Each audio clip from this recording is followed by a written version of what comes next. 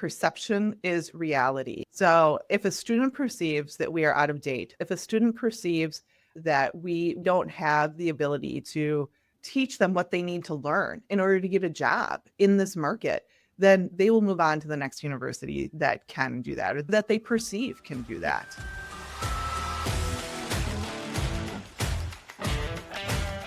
You ever get that feeling when Spotify recommends a song and it's exactly what you needed to hear? That kind of wow, they get me moment. Now think about the emails we're sending to prospective students. Are we creating that feeling or are we still hitting them with the same old apply now message that goes out to everyone? What does it really take to move from generic blasts to hyper personalized marketing? That's what Lauren Hunshaper from St. Catherine University and I are here to talk about today. Hi, Lauren. Welcome to the show. Hello, it's so good to be here. Let's get right into it. Why are students expecting personalization from brands, including universities? And what does that mean for us in higher ed? Yeah, I think you hit the nail on the head when you were talking about this in your intro. They're just filled every single day, every single minute with these highly, highly tailored experiences from places like Spotify and Amazon and TikTok. And so they're really used to these algorithms, predicting what they're going to like next. And, reminders that are so relevant to their habits and messaging that just feels about them, very catered to what their likes are and their dislikes. So when we don't deliver that in higher ed, that super high level of customization, it really feels outdated. Like the brand just doesn't get them.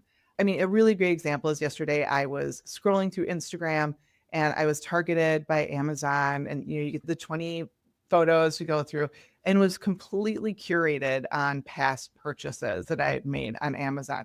So of course I go in and I make additional purchases, probably to the, not Yes, so it's light very of my dangerous, husband. these algorithms that know us so It's well. They're so very dangerous. dangerous. It's really dangerous. I know. But really, I mean, higher education should be no different. We should know our students. We should know what their goals are. We should be able to match them to their goals with personalized communications and recommendations, even of if you're looking at this, maybe you should be considering this as a major. Even scholarships, I think, is really important too. We try our best in our personal portals to kind of create those personalized experiences.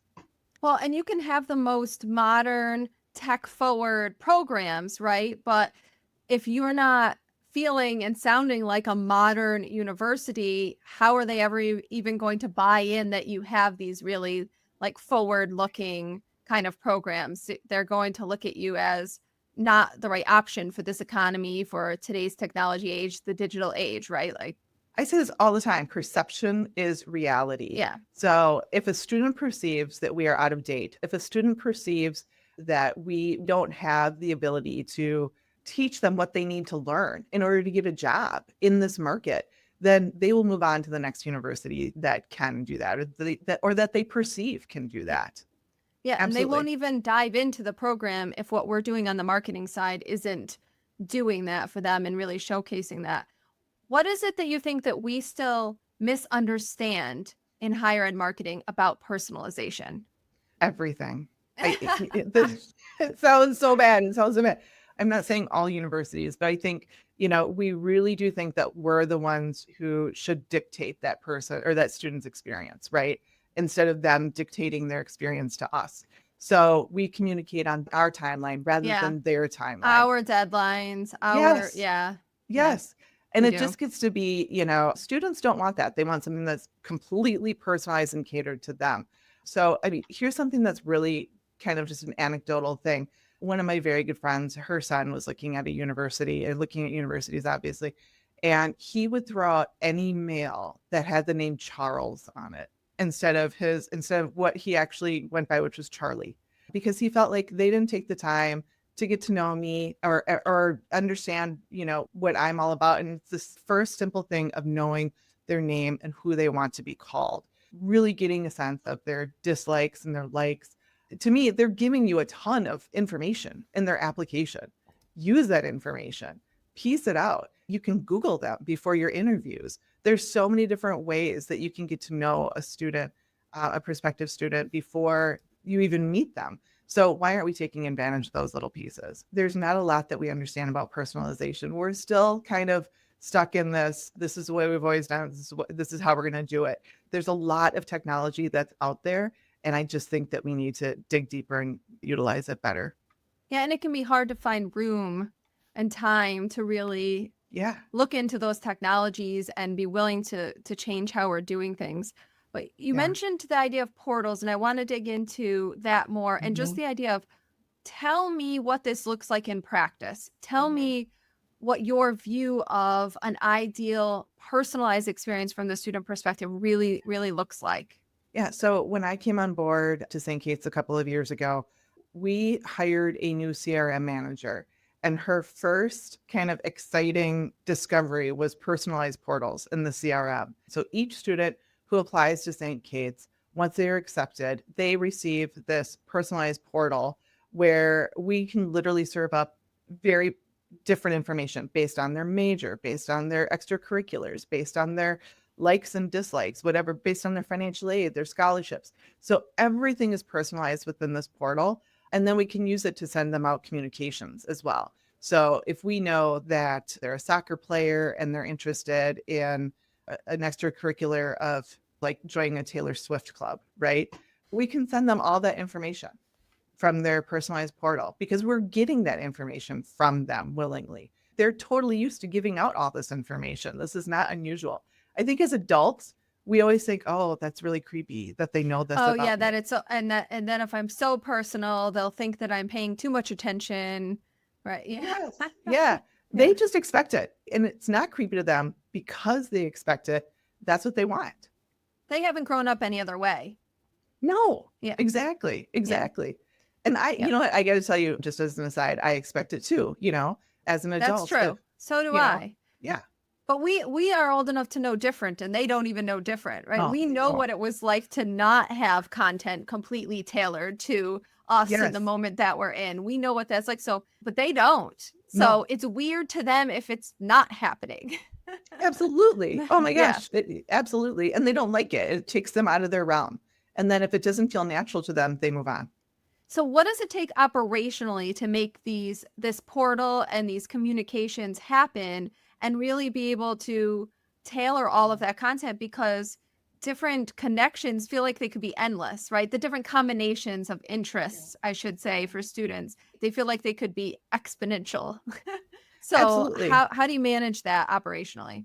You know what? I will tell you, I don't. I have an amazing CRM manager and an amazing director of admissions. So they work together to really make sure that it's a custom and tailored experience for our students. I don't pretend to know what goes in the back end of our CRM. I really, really don't. But the ideas that we come up with when somebody goes to a conference or when somebody listens to a webinar, we're just constantly learning. So to operationalize it, I really do leave that to the tech experts in my team. Well, and it's a mindset, Mhm. right? Like from a leadership perspective, it's having this mindset of how can we get it personalized? And Yes. that's one of the ways that we're going to recruit. And it's one of the ways that we're going to market to these students. And then, yes, you have people who can bring it to life. But from a leadership perspective, it's really about setting that vision of how we're going to interact with the students. Absolutely. And I think, when you set those expectations up for your team and you say to them, this is where I want to get to, right? To the point where we've got dynamic content on the website. I want to get to the point where we're serving up dynamic emails and hyper personalized emails. I think that the coolest thing is watching everybody work together to really make a plan of, okay, this is where we want to get to. So how are we going to get there? And what technology do we need in order to get there as well? One of the things I think of often is I'm really blessed because I've got leadership at the university that basically says, okay, here's your budget, do what's best for the university. So I can go back to my team and I can also bounce ideas off of vendors that I've got. I've got incredibly smart vendors too that I work with and partners in higher education that I work with and say, basically, okay, this is what I want to do. Is there a product out there? Is there some guidance you can give me? And the brainstorming and ideation that comes out of those meetings, it just takes us to the next level. So then we can plan, and maybe it's not this budget year, maybe it's the next budget year, whatever it looks like, but then we can plan for all these incredible new innovations that we want to implement on our side. I think that's something that a lot of people struggle with is having time to consider the innovations while also just getting the day-to-day job done, right? So kudos to you for figuring that out and having some clarity around strategy so that you can have those really, really fruitful conversations. So what do you think it takes to make this pivot to this truly student first, personalized mindset? And what do you think stops people from being able to make that pivot? I think, what it really takes to get people thinking about this is the outcomes. If you can articulate what the outcomes are going to be and what these changes mean. And I think about it, I come from a marketing background first and foremost. And so I really go very old school and think, what are the benefits instead of the features? So if I can articulate the benefits of, if we move into this direction, this is going to be the outcome, and I can get their buy-in on that level, then things will change more easily. While higher ed, and I know I'm totally generalizing this, is kind of a little bit behind in those technologies, we're really quickly catching up. And people always want to do better. So if we can articulate what it is, what our goals are, and how each one of us kind of lend ourselves to the development of those goals and the outcome of those goals, it's really easy to get buy-in. But again, getting buy-in from the leadership is also part of that. And like I said, I'm super lucky because we've been really successful in the past couple of years. And because we've been successful, now you can build up that trust for them to be able to say, you know what you're doing. We're going to let you loose, and we know we're only going to grow and get better. Tell me about some of those successes and the Yeah. outcomes you're seeing by getting really focused in on personalization at this level. What's happening for St. Kate's? Yeah, I think for our visits and our events Mhm. are just blowing up.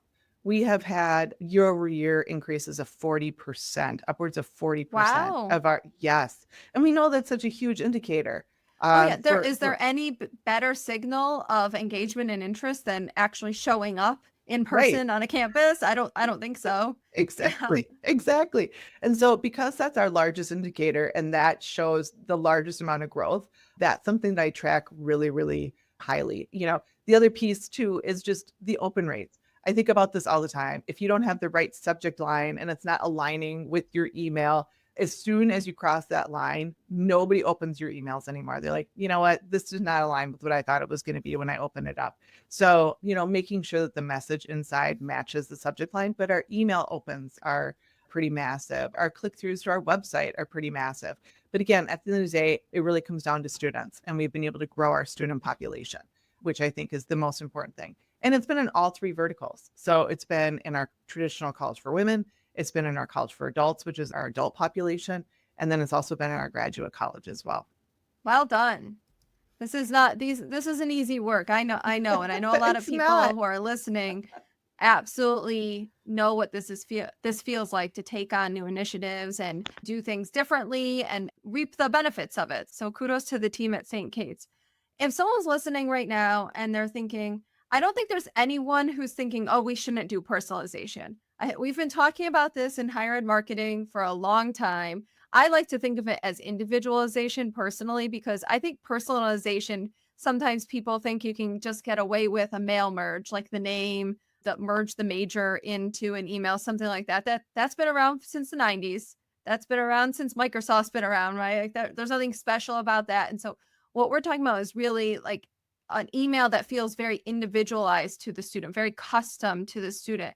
So everyone buys into this idea. It's just how do we do it? So can you walk me through what are the actual steps someone should be taking to move away from this whole spray and pray marketing?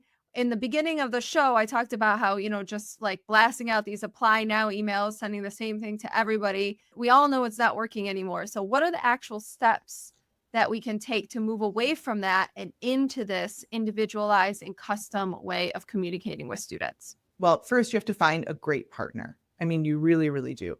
I don't know that it can be done internally only, honestly. We partner with some really amazing large educational companies, obviously, and they just have the expertise to be able to make it happen.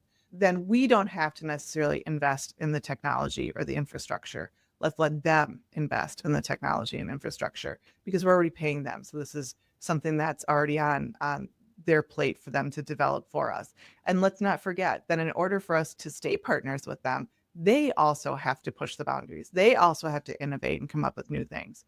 So I always think, I've got my budget, but let them face those operational costs and technology costs. And then they'll be able to A B test it. They'll be able to push it out to market. And then we can, even if you're an early adopter, you're still coming on, after all the kinks have been worked out. So I would say, first and foremost, get a really good partner.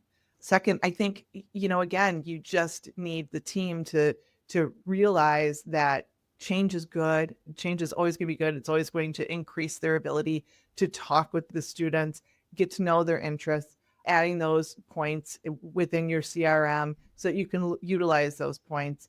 But I also think, it's a really layered approach.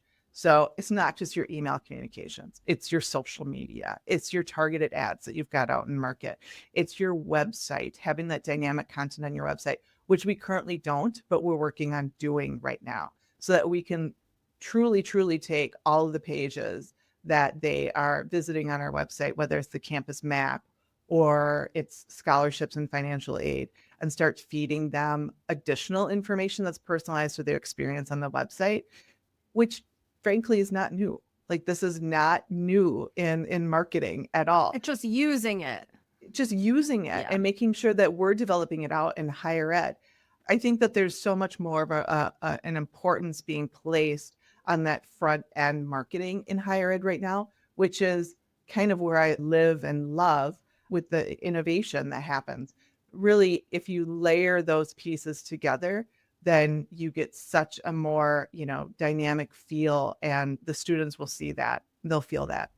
If we want to talk about in terms of funnel, the top of the funnel is always going to be really critical. But as you get closer and closer to enrollment, the expectation of personalization rises. Yeah. Right. So you're so right that it has to be this layered approach, and it has to be through the entire experience that the student's having from their perspective. Absolutely. And you mentioned the funnel. It has to happen at every single stage of the funnel. If it doesn't, like, all of a sudden we're sending out personalized emails, but yet we couldn't tell you what major they're interested in because, we couldn't ping the major page. They visited the major page, 15 times.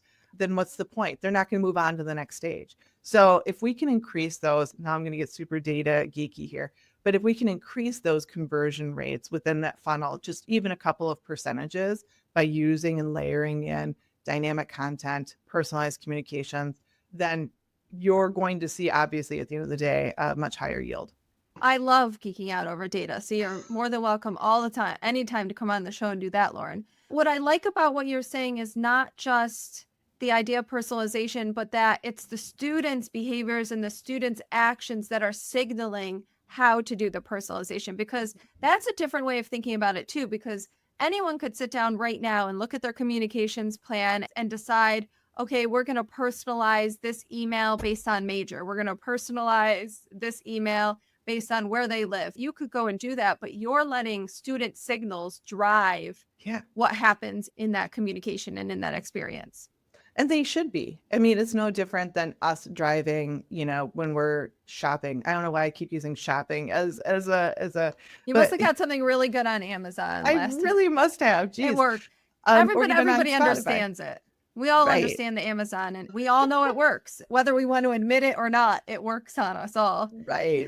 I mean, but I also think the personalization, I'm on Spotify all the time. Yeah. And one of the things that I love about Spotify is, creating a new playlist, and they're creating it off of music that I listen to all the time. And so here's some new artists that are very similar to what you've always listened to be able to have that almost extra layer of conversation to our students of, okay, yeah, you're interested in bio. However, look at our biochem major and look at all these really cool things that we're doing in this space. To be able to kind of even just suggest it, that's going to be the next level. And I'm really excited about that. I feel the need to give a shout out to this application called Loper. That's a student application that is used for college search. And this is exactly what the experience is like for the students who are searching for college, because it asks them questions about themselves. It watches their behavior on the app. What are they looking at? What are they engaging with? And it serves up, you might also be interested in this major. You might also be interested in these schools because of what you're doing. And if we can take that concept and at the university and college side, and we also apply it, that would be really impactful for the students' experience of our marketing. I think that's something we need to consider is not just what do we want to say and what do we want our marketing to be, but what is the student's experience Yes. of those efforts? Yes, absolutely. Absolutely. And then how do we drive? I mean, again, layering on that it's student experience. So here's what they're experiencing, but then how can we add to that? I think that's just imperative. The last thing I really want to touch on is, are you all finding on your team AI being a helper in any of this ability to be able to personalize? Where are you using AI, if so? Yeah, absolutely. We actually have a pop-up form that captures stealth visitors to our site. So what that does is it helps us to attract, leads really through a series of questions to help sort their interests. So then they move through the funnel, obviously, but it adapts as they move through the funnel to where they are. So there's this little pop-up down at the bottom that, maybe they've applied. Then the next call to action on the pop-up is, have you applied for financial aid? Or so it kind of follows their next steps, and it pushes them to do that next step that they need to do in order to enroll. So what it does is it gives us just this continuously updated information wherever they're at in the funnel. The other piece too, though, is we're launching a new survey, and it'll be an online survey to prospective students, and that'll give us a much deeper level of understanding of their motivations. And I think that's really key as well, because once we understand motivations, we'll be really better to able interact with them in multiple ways. So whether it's written or spoken communications, really the psychology behind it, if they're more emotional, if they're more Mm. straightforward. So how can we mold our conversations as well to focus on their needs? So yeah, a couple of really cool things coming down the pipe. What I've heard from you throughout this episode, Lauren, is consistency. I mean, you really know what you want the strategy to be, and then you're plugging in partners, tools, platforms, the operations to all make that strategy of being very personalized with the student come alive. I don't know about you, but I get probably 10 pitches for some new AI tool in my email inbox every day. Yes. So I think Yes. that's one of the struggles is like, oh gosh, this shiny object and this AI thing can do this and this. But one of the things that we all really need to stay focused on is what is actually helping us implement the Yes. strategy that we're Yep. trying to create at our individual institutions. Absolutely. And I think you nailed it on the head. You have to have the strategy. You don't have to have all the answers, right? To how you're Yeah. going to attack, how you're going to fulfill all these tactics, right? But you have to have at least, this is where I want us to be. And so how are we going to get there? And then you can kind of plug and play as you go in. Exactly. It's so critical to find those right people to work Well, with. and it's changing all the time. If we were too focused on the actions and the tactics that bring that strategy to life versus the strategy, then we're not going to be able to take advantage of new technology. We're just going to be rinsing and repeating those actions and those Right. tactics every year. So I really like this idea of having a strategy set and what helps move that needle over time. And where Absolutely. can we innovate and where can we test new things to see what's helping us get there on our strategy? Yes. And don't be afraid. Don't be Yeah. afraid to innovate. Don't be afraid to even divert from your strategy. If you think, oh, well, this might work over here a little bit better, don't be afraid to divert, and change it up if you have to. We just all need to be bold and brave right now in this higher ed world.